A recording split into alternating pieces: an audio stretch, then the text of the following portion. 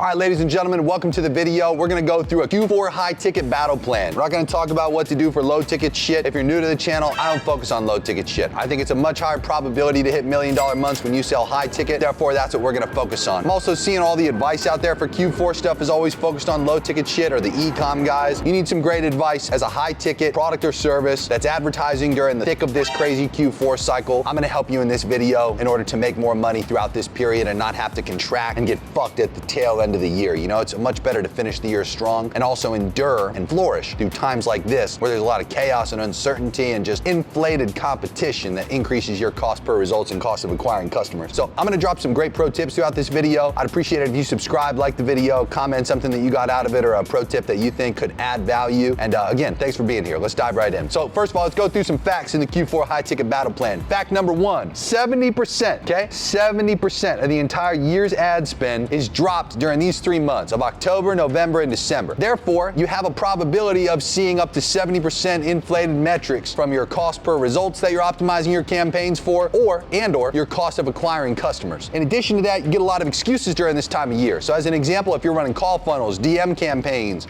any kind of like webinar, lead-based system where you're then taking people over to phone calls or trying to get them to buy something, you get a lot more people being tapped out, give or take what part of Q4 you're talking about. Obviously, you got the holidays coming up, from as simple as Halloween all the way up to Thanksgiving, Christmas, the New Year, and all the other holidays where some people don't even use technology during this specific window, okay? To be clear, there's a lot more family time during this window. Contrary to popular belief, that doesn't necessarily mean that they're not using their devices. Generally, believe it or not, there's actually a heightened level of device uses on some of these specific holidays, which can actually be advantageous for you because other people think the opposite and therefore they shut off their ads. There is also every 4 years an election cycle that happens in the United States if you're targeting that specific geographic area, and we consider that a black swan event, okay? Black swan event meaning rather than 70% inflated costs, boy oh boy, you could see literally double to potentially even triple whatever your cost per result is if you're targeting swing states that they're heavily fire hosing ad spend into, swing demographics or just key demographics that they want to reaffirm they're making the right decision voting a specific way. There's also technically heightened levels of intensity, give or take what election cycle you're a part of. This year as an example, by the way, this video is fucking timeless advice. Every 4 years the election cycle stuff applies. Every single year regardless, all the Q4 stuff applies. You can watch this again and again and again and trust the advice. Now, point is, the election cycle stuff, right? There's a presidential election this year, but in addition to that, every single seat in the House of Representatives here in the United States is also up for re-election or putting somebody new in place. It's also a few Senate seats that are up for grabs and a few other key positions. Now, that sucks if you have a demographic that is going to be heavily targeted by all of that political ad spend in addition to all of the Q4 ad spend for buying shit, okay? So you got to be very mindful of if you're targeting a swing state aggressively. I would encourage that you export all of your customer data if you've collected their billing information. Therefore, you know where they purchased from. It could be as simple as a zip code. It could be as simple as a phone number area code where you are able to map with like little map pins on a map of the United States or the earth where all of your customers come from specifically. In addition to that map, you want another map that you can overlay on top of it for the electoral college for the presidential race and what's considered a swing state or a state that has a specific seat in the House of Representatives or the Senate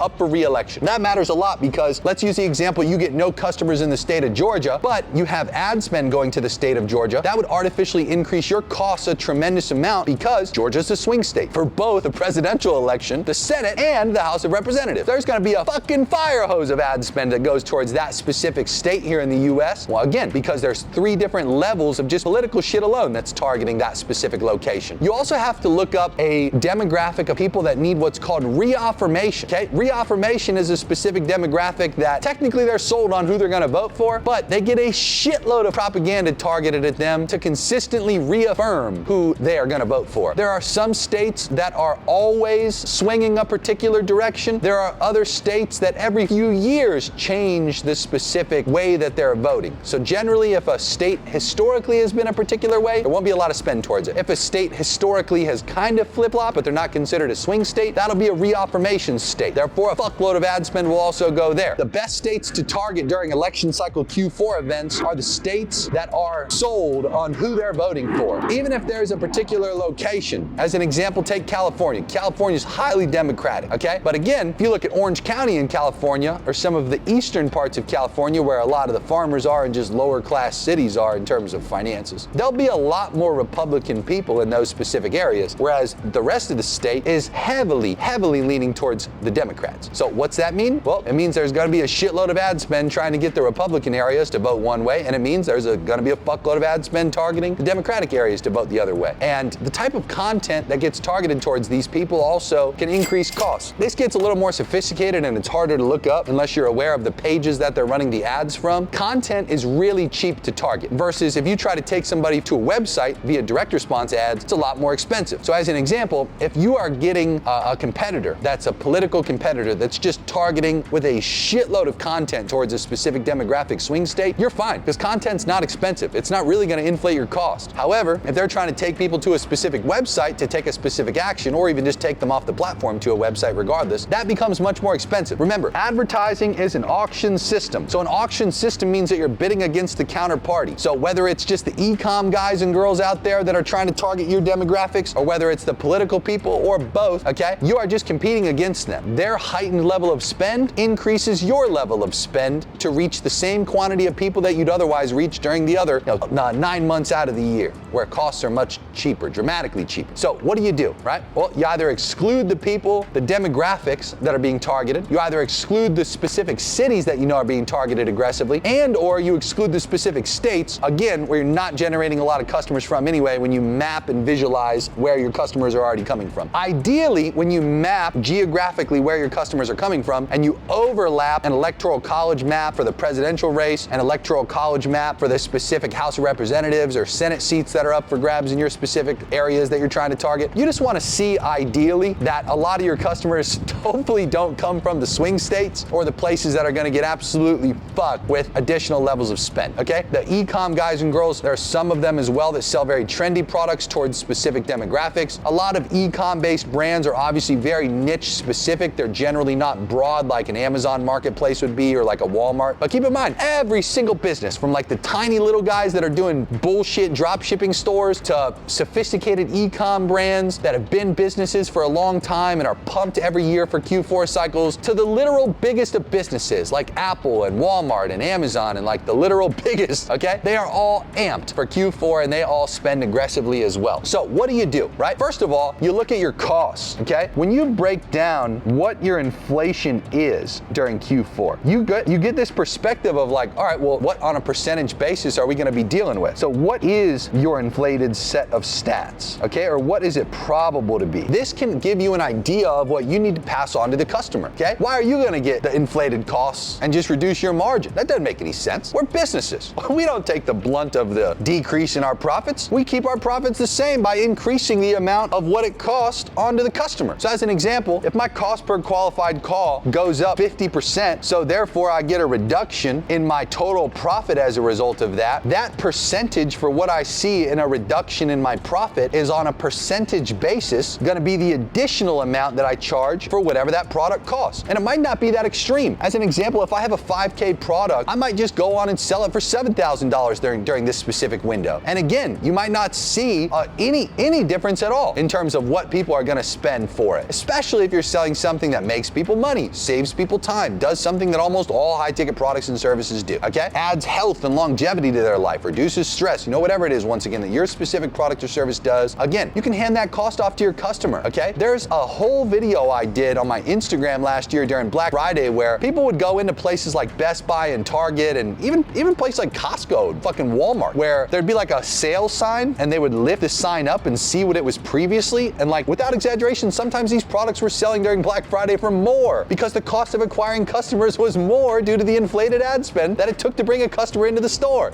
So you're not gonna be a lone wolf by increasing your costs and passing it down to your customer base, okay? If anything, it's a sophisticated idea. The other thing that I love to focus on here is upsells, okay? This is one of the best time of year to literally just increase your lifetime value of your existing customer base. I, as an example, have a client who's historically sold products for about $10,000, okay? They have a drop sell they developed that was like $2,000 to $5,000, but more importantly, they had a $50,000 upsell that they finally developed that coincidentally became available for purchase on October 5th, okay? When we advertise for that specific product, when we just take that existing product offer and just market it via email or via Insta stories towards the existing customer base, we see dramatically higher profitability for those months of October, November, and December due to the fact that we're just increasing profit on customers we've already got and or increasing profit from new customers that come in. So as an example, for those same calls that might be a little inflated during Q4 for the cost per result, and our customer acquisition costs are therefore a little inflated as a result of that, and our show rates might be a little lower, give or take the time of the 3 months we're talking about, where people might not be showing up to calls as frequently or giving more excuses. Well, when we offer something that costs $50,000 to the people who normally buy for $10,000 and 10% of them take it, that dramatically increases the overall value of the customers within that month, rather than just being at a static cash collected of the $10,000, which is what it has historically been. So even if I take that and don't just offer it to the existing customer base, but I add it as an option to the front-end customers that are coming in, and again, I just get a small percentage take rate, I'm increasing my AOV, I'm increasing my average order value, which again, without having to increase the core cost of my normal good that I'm selling, I am also increasing my average order value, still resulting in battling the inflated costs I'm seeing on the front end. Once again, without having to raise the cost of the core product itself. So another great way to battle the inflation that occurs during this time frame. The point I'm trying to make with those two different points I just emphasized is you don't take the blunt end of the stick here and just lower your profit during Q4. You don't contract during Q4. Your goal is to always expand. Your goal is to maintain. Your goal is to spend more money and make more money month over month over month over month. You gotta battle this shit, okay? You don't just, again, give up and give in. Raise your core product a little bit. Focus on upsells to increase your average order value. More importantly, focus on the upsells going to the customers who have already purchased from you, so you just see a dramatic increase in your overall revenue for that month without any cost of acquisition on that specific profit you generated. If I can get, as an example, with that $50,000 product, 10 people to buy it and generate 500 grand, that's 500 grand in free money minus the expense of what it takes to deliver on it. There's no acquisition cost in that example, of course, if I sell it to the existing customer base. So if I'm gonna take a hit as an example of, 100 grand or 250 grand in what's cutting into my profit, but I add 500K, I'm still net positive in that example on my month over month growth as a result of the upsells. Even though on the front end, once again, I'm contracting a little bit due to the inflation. So a few things that are also important to understand. Some of you guys operate with such wide margins already. Like I had a business I was consulting the other week. They were talking about their Q4 battle plan and they were like, oh dude, we normally get fucked during Q4. Like we spend the same amount of money and our overall revenue goes down. And I'm like, well, what's your ROI right now in the campaigns you've historically run? They said it was 10 to 1, meaning they turn $1 into $10. So I said, let me get this straight, okay? If you spent, let's use the example of, I'll use a little color coding here for you, okay? If you spent $100,000 in ad spend, okay? You're telling me that generally with a 10 to 1 ROI, you're gonna turn that into $1 million in gross revenue, okay? That's what you're saying? And they're like, yeah, but to be fair, they say, well, it generally gets about half of that because they see during Q4 specifically, a reduction by about 50%. So even with that same 100K that they otherwise spend, okay, they only generally see about $500,000 in revenue through all 3 months, by the way. So October, it's only 500K. November, it's only 500K. December, thankfully it's 500K because there's a lot more excuses in the month of December. Now to be clear, I told them, I was like, okay, so here you obviously have a $900,000 gross net. Okay, that's your gross profit up there. Versus down here, you only have 400K. So I said, guys, you see how fucking obvious this is? How about instead of this example here where you only spend 100K, how about you spend 200K, all right? You double up your ad spend and therefore you double up the revenue. You get yourself the same $1 million you're used to, but instead of generating the $900,000 that you'd regularly get, you wouldn't get 400K, you'd get 800K. Why the fuck would you not do that? And they were like, good point, Jeremy. And to be clear, it's literally that simple in this example. All they had to do was double up the amount of spend that they were gonna put towards it, and instead of getting $400,000 during the 3 months of Q4, month over month over month, they get $800,000. They just have to double the spend. So that increase in cost, okay, that reduction in profit, that is a serious hit. That sucks. But at the end of the day, again, they could still make more money just by doubling the spend. So it's contrary to what some of you may think, where you have to focus on increasing and offsetting all these inflated metrics. Sometimes you just have to literally spend into it, okay? So here's the ultimate solution when it comes to what you should likely do, because I don't know your circumstances, right? You're sitting here watching this video, trying to give you as much advice as I can so you can see where the shoe fits. You ideally financially model all this shit out, and you see for yourself, right? Different scenarios. Here's our normal statistics for our call funnels. Here's our normal statistics for our DM ads. Here's our normal statistics for our webinars. If we saw inflated metrics on all of these scenarios, what would we do? Okay, if we spent more into it, what would the result look like? If we offset our cost onto our customer by increasing the cost of our goods or services, what would that do? You know, would that be good? Could we do that? By the way, if you increase the cost, good news, you keep the same fucking cost when January through September of next year comes around, and you profit an even greater amount in the following 9 months after December finally ends. Congratulations, okay? You don't lower it. You don't lower it back down. My point being, as I mentioned prior, could also be the introduction of an upsell. You focus and see what that looks like in a financial model to the existing customers and just free and clear without any ad spend at all. How much more is that gonna make? If you did sell it on the front end to a handful of customers, if there was a X amount percentage that had a take rate on that, what would that look like in terms of the total rev that you can generate as a result? So again, Q4 can be absolutely fucking atrocious for the revenue hit that you take as a business, okay? It can suck, but at the same time, it doesn't have to suck. That's the point I'm trying to make. These are a few pro tips I'd encourage that you take a look at. And by the way, there's plenty of others. I'm going over them with my inner circle students, with my consulting clients, with my agency clients. I'd take a look down in the description at which one of those offers might be best for you. I'd consider joining into the inner circle. That's where the shoe fits best for almost all of you guys here watching on YouTube. We focus on trying to get you a hell of a lot richer than you are now. We do twice a month one-on-one calls, do weekly group calls. We have our group chat that we have, very active, hell of a lot of rich people trying to get a hell of a lot richer than they are now. And in addition to all that, we also have our quarterly masterminds that we do in person right here at the Penthouse in Miami, Florida, every four times a year, every quarter, January, April, July, and October. You can also apply to work with our marketing agency below, but again, 9.5 out of 10 of y'all aren't gonna be able to do that, so I'd encourage you to check out the Inner Circle. We also have some of my free offers down there where you can take a preview of my Master Internet Marketing Program, 7-week live class, you get a week free. Would love for, once again, you guys to at least subscribe to the channel, like the video, and comment your feedback on what you're gonna be doing in Q4 to keep your costs low, okay? Go check out some of my other vids in the meantime, and good luck.